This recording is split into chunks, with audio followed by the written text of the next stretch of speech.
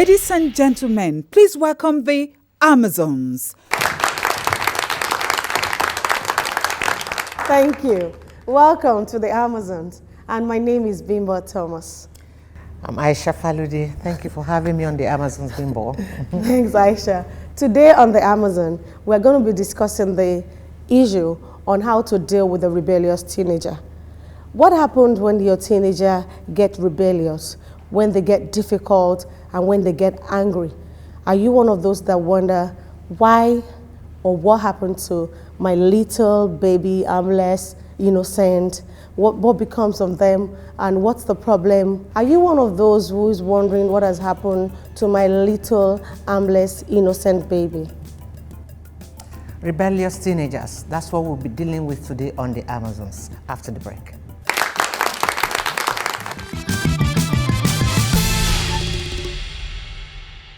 Today on the Amazon, we'll be dealing with the issue that affects our teenagers and how they get rebellious. And I'm here with Aisha.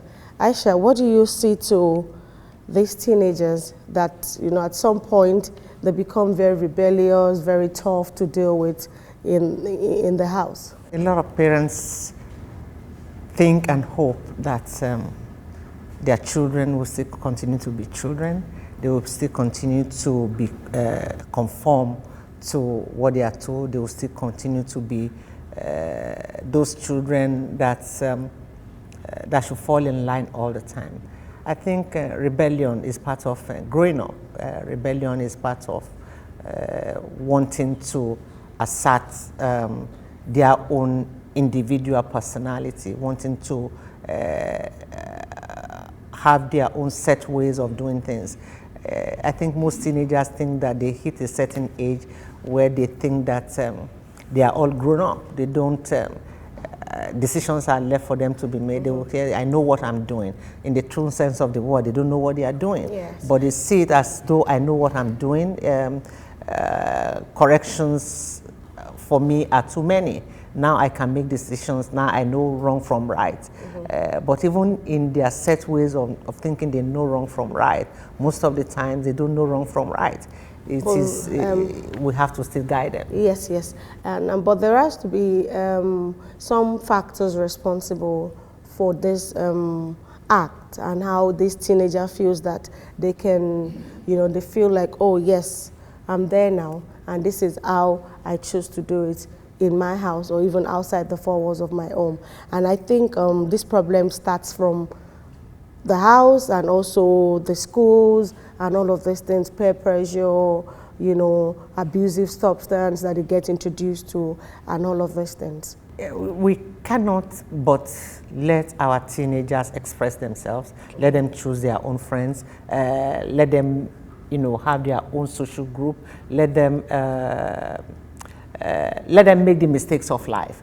But the thing is, rebellion and having a self-discovery, they are two different things. A rebellious child is that child that is anything that you tell the teenager, they tend to flip. They tend to be confrontational. They tend to want to be aggressive. Their social behavior now becomes suspect because you know this child. You know that the way this child is going now is not. You can read the signs that this needs to be dealt with. It needs to be attended to.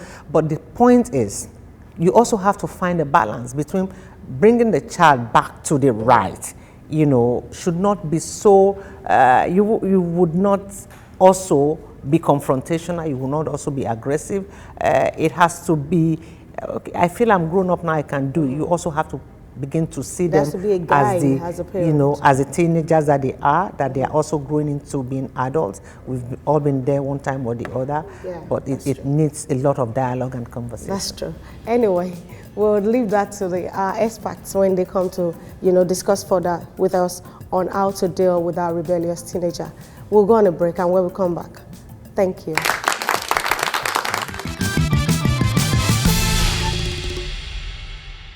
I would start by saying that I think that rebellion actually is just a normal part of life. Like I always say to parents, it's one aspect that we all have to understand that is a stage of life. We all went through it. We were once teenagers, so we should always take our mind back.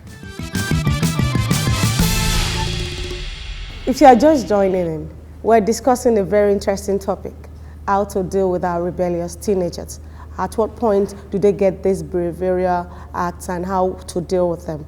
And joining us in today are two guests. Eyite Mitaire, she's an entrepreneur and a mother, you're welcome. And we have Mrs. Harriet Ogbobine, a certified family relationship and counselor. Thank you so much for You're having welcome. me. Thank you so much. And we'll be discussing this topic on how to deal with our rebellious teenagers. At what point exactly do they get rebellious and how to deal with them, how to curb them, how to teach them, and what are the factors that are responsible for these teenagers as to when they start doing this and how to talk them out of it. And my first question will go to the mother now.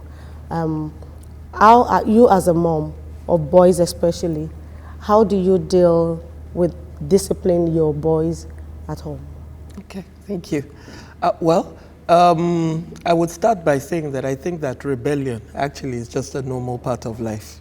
So what I have found with my boys, I come from a background where I'm quite a strict disciplinarian, but over time I've had to learn, and I've had to learn that communication really is the key. So my approach to discipline these days is to be firm, to be consistent about where my boundaries lie. But then I also spend a lot of time talking. I always say to my boys on any topic we're discussing and arguing, I must hear your opinion, and then we must agree together where we go from here. So it's not, I'm not a dictator saying this is the way we are doing it or less. So, and I find that actually, it curtails rebellion, really, I would say. Okay. So, Harriet, Yes, rebellion, teenagers, they say sometimes the character they exhibit, their outlook, their approach, their reaction to issues, when it becomes when it has departed from the norm. They say you can attribute this to part of being growing up, hormonal changes in their bodies, peer pressure, being aware of their body image now. It doesn't, it's not restrictive to boys, even girls. They are beginning to see themselves as, they begin to discover themselves. That's when they start deviating from. So how do you deal with the hormonal changes? How do you deal, aside from talking, are there other ways that this can be managed? Both on the part of the boys and on the part of the girls. Yeah, you see, when it comes to this issue of teenagers, like I always say to parents, it's one aspect that we all have to understand that is a stage of life. We all went through it. We were once teenagers, so we should always take our mind back. Do you understand? Now, a child is growing up. A child has gotten to a stage now that things are beginning to change. This child is confused, not knowing what is changing. Internally, there are changes going on. Emotionally, there are changes going on. Physically, there are changes going on. And these children need answers. And how many parents are actually talking out there? We're not talking. We want them to discover things themselves. How early do you start giving your children that which is sex education? Telling them about their sexuality, their personality, and then telling them that at certain time in your life, certain things are going to be certain things will start happening to you, and this is the way you are going to be feeling against the opposite sex. This is the way you are going to be feeling. This is what is going to be going on in your body. How many of us have taken that time to give the talk? We are not talking because some believe that when I talk, I'm more or less initiating that idea into the child to start doing that act, and which is wrong. So, and some of them who are talking are not really giving the information, the proper information. What are we telling them? What information are you giving? You are telling the child that if a boy touches you, you get pregnant. Is that information? Is that what you should say? Do you understand? But these children are out there, they are actually struggling with what is happening within them. And because we are not talking, because we don't have that relationship with them, they tend to let it out in different ways. Once parents don't have relationship with their children, and now you want to start setting rules at a certain age, that child is bound to bounce back because there is no relationship. And then again, some are also struggling with the aspect of identity. I am old enough now to take certain decisions. I am old enough now to say, listen, mommy, I can do this, just trust me. And we're saying, no, I can't trust you because you're still my little girl. Exactly. You see, sorry to cut you short. When Eyitemi was talking earlier, she said, her own is having a conversation with her boys. And that truly helps. But a lot of parents, they will tell you, because I said so. And the child will ask you, why? Why? And you cannot explain it. Because I said so. We need to go back and begin to have conversations and begin to really explain things. You don't tell, you can't have this, I don't want you to keep this kind of set of friends. I don't want you to be out this late. I don't want you in these certain places. When you go out, I don't want you drinking. But why? I just don't want you. You need to explain the reason. I guess that's what you were saying. Yes. And to you, Eyitemi, some parents, it's like a shock on them when they see some sort of signs, their teenage gives and how it happens. They don't get to, so it takes them time to adjust to the reality that what has come over my teenager. For you, at what point did you notice that your boys are being rebellious or your girl, and you spot it, and how did you deal with it? Okay, well, I have boys now who are almost 15. And they haven't shown any signs of rebellion yet. Fingers crossed. You're still climbing the ladder gradually. I say yes. So fingers crossed, maybe not. Okay. But actually, I believe in, I'm a believer in prevention rather than cure. So from birth, I have been lining up certain things in the ways that I want it. So for instance, let me just give an example, a bit of from the age of 5, I started talking to my sons about their wives. And my friends would say, why are you doing this? What does it matter? Yeah. No, but I started wanting them to explore, think. I would say to them, what do you think your ideal wife would look like? What will your family look like? So we've been lining up ideas and thoughts that sometimes my boys come, they challenge me. Yeah. I remember saying to one of my sons that I wanted them to marry non-Nigerian. And I said that very stupidly, I believe. But I said that over the space of about 2 years. Okay. Then one of my sons now came to meet me and said, I've been thinking about this. And actually, I want to marry a Nigerian. And this is the reason why. The point is this. We have been lining up this conversation since the age of 5. So I believe very truly that by the time we get to that stage, that there won't be any cause for rebellion because we would have explored different sides of the argument saying, well, I agree or I disagree, etc. So, as I said, that is my own approach to everything. I talk about everything. I talk about sex with my sons. I talk about... Just to prepare them. Yes, I talk about rape, homosexuality. These things they're part of life. So I don't think there's any point wishing them away. But you have to put them in the right context for the child. Very true. So Harriet, how do you, at what age really is it, should a parent start, thinking or preparing for, when the time comes for dealing with this? And what are the signs to look out for? Just so, you can see the symptoms, you can see the signs. Okay, so now is the time for me to really step up in my parenting skill to make sure that this child does not go the way he has started showing, the direction he's going. I would say start off when the child can actually talk. And you say why, and I will say to you, you need to start when they're very, very young. You start having that relationship with them, you start talking to them, and in no time they will start popping out questions. Even as little as 3-year-old can ask you, where do baby come from? And then you need to give that answer. But then the answer you are going to give is an answer that is going to be appropriate for the age.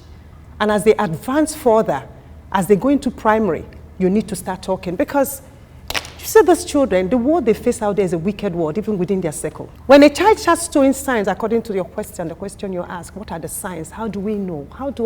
When do I say to myself, let me talk to this child? I say start from when the child is small. Because what you are doing is building a relationship. My daughter is 23, she's going to be 24 this year. And when you see us, we're like sisters. My son that is 32, when you see us, we're like I'm like his girlfriend. Do you understand? But these are efforts that I've put in over the years. Not that I've read too many books, but I've said to myself, listen, this is the decision I have to make. I have to make them my friend. They have to tell me things first before telling any other person. They need to ask me questions first. And sometimes I need to hear from them to know what and what do they know. Getting to that point of how do I now know what are the signs is me asking what and what do you know? And when we're watching a film and there's a kissing scene going on and you want to turn your face away, no, put your face and watch. What do you understand that they're doing? They're kissing. And that means that they are kissing. There are 20 or 40 people sitting down there. They are acting. No, that is their job. You kiss at a certain stage in your life. Not that kissing is bad.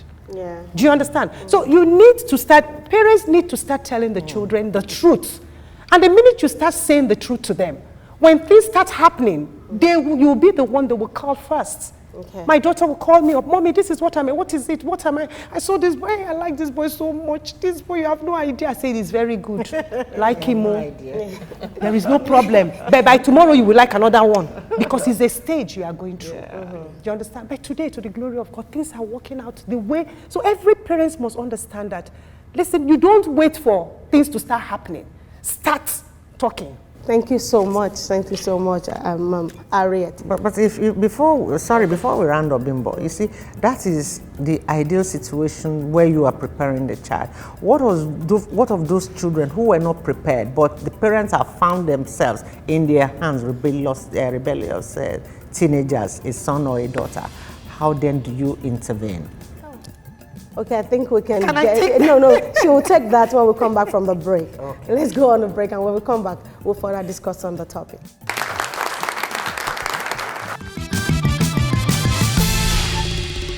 So when it comes to how do I tell whether they are just being stubborn or being rebellious, I guess I don't make that distinction.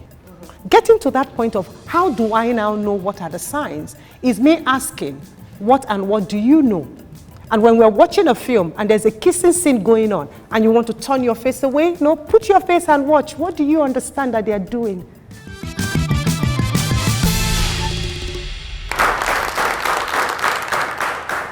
Thank you. Thank you so much. Welcome back to the Amazon. And we're still discussing the topic, how to deal with a rebellious child, how to deal with a rebellious teenager. You know, at what point they get to this point of being rebellious. Is it from school? Is it from home? How to curb, how to teach, how to nurture them, and how to make them, you know, the kind of kids that we want. And Aisha was asking a question now. Yes, please. And you said you want to take it. Yeah, I want to take that question. How to deal with a case whereby now, let's assume that this child is rebellious now. I found this child in my hand. This is the situation. Now, how do I deal with it? First, I need first to understand the state of the child. I need to drag that child closer, irrespective of what is happening. Even when the child has gone in the deep. When I mean deep, a lot of things are now involved. I need to understand I'm the mother now. And this is my child. This is the child that I've brought forth. I have I owe this child that responsibility to make sure that I pull this child out. And what do? There should be no condemnation.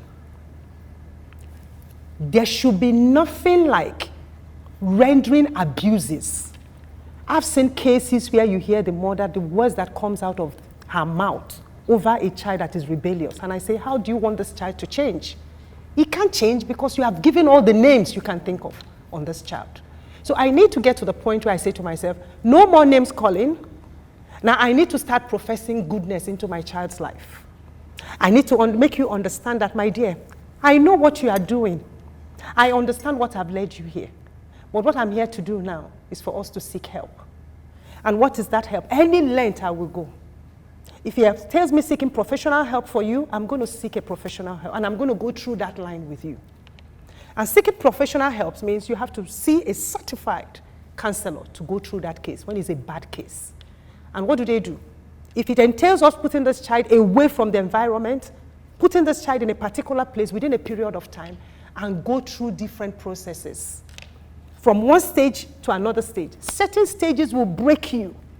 It will bring tears into your eyes. It will make you feel as if the whole world is against you. It will make you feel as if there is nothing going to happen, but you need to hold on and keep assuring the child. Because you know what?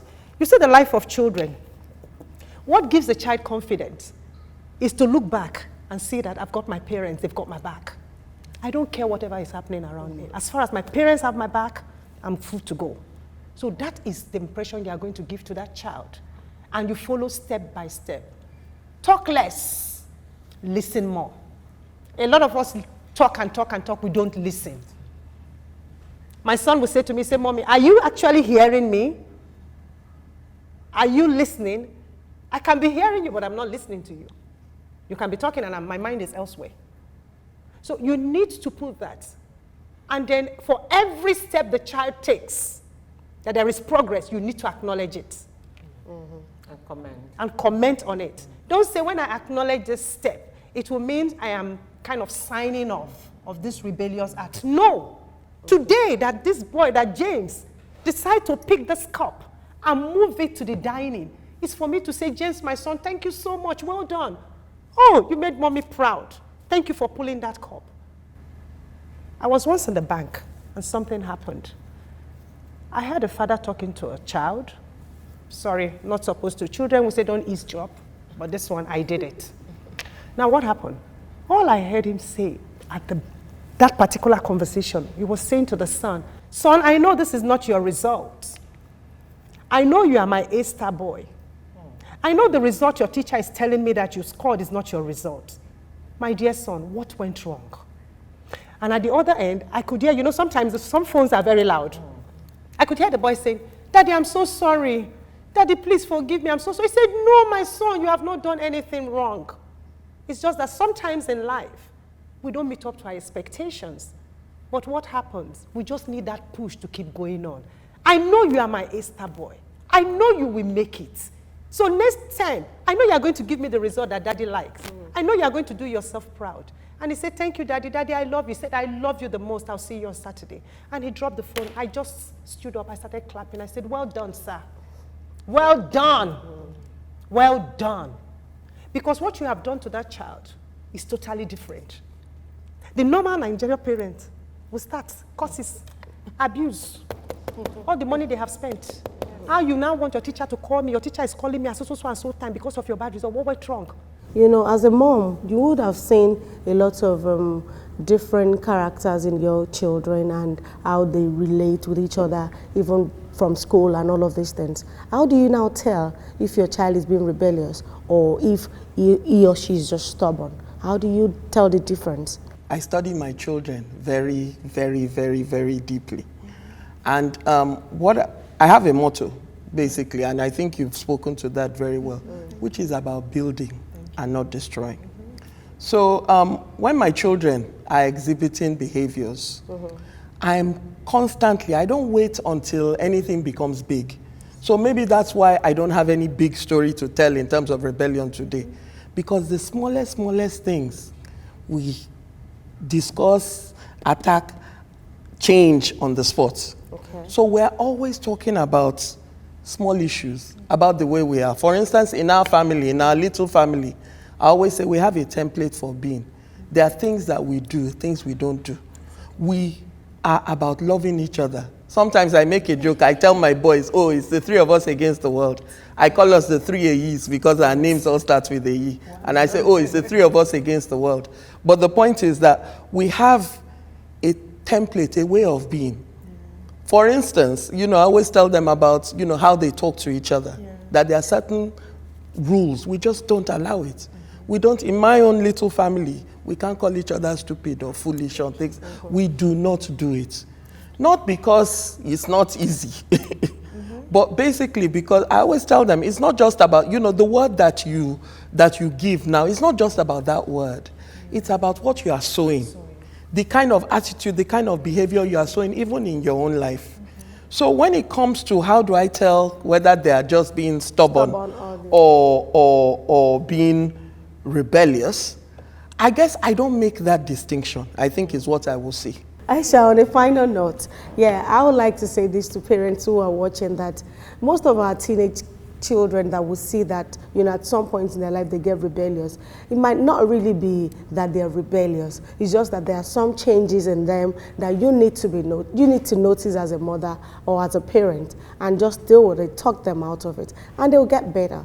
What do you have to say, Aisha?